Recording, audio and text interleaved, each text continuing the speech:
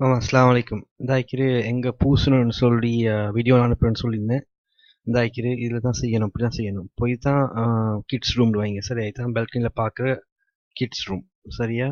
Kids ரூமில் வந்து பூச போகிறேன்டா இப்படி தான் பூசணும். எப்படின்டா இந்தாக்கி கண்ணாடி சரியா. இதுதான் ரஃப் டயக்ராம் தான். இதெல்லாம் எக்ஸாக்ட் மெஷர்மெண்ட்டான டயக்ராம் இல்லை. இது ரஃப் டயக்ராம். இதுதான் கண்ணாடின்னு வாங்கினா இதுதான் கதவு சரியா. கண்ணாடிக்கு மேலே ஏசி வரும் சார். அப்போ கண்ணாடிக்கு மேலே பூச வேணும் சரியா. அவரை காட்டியும் கண்ணாடி மேலே பூச வேணா. இங்கிட்டு பக்கம் இருக்கிற ஓலையும் பூச வேணும் சரி. கதவோட இருக்கிற பக்கிற ஓலையும் பூச வேணாம். மற்ற சைடு வந்து சைடு எடுக்க போகணுண்டா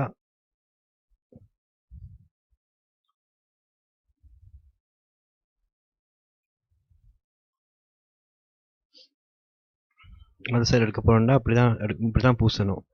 மற்ற சைடு வந்து அதில் ஆப்போசிட் வாலில் வந்து எல்லாத்தையும் பூசுங்க. ஆனால் மேலேருந்து ஒரு அடி விட்டு மற்ற எல்லாத்தையும் பூசி விட்டுருங்க சரியா.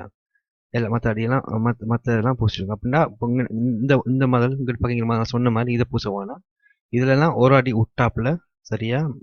சீலிங்லேருந்து ஒரு அடி விட்டாப்புல பூசி விட்டா சரி. அது கிட்ஸ் ரூம்.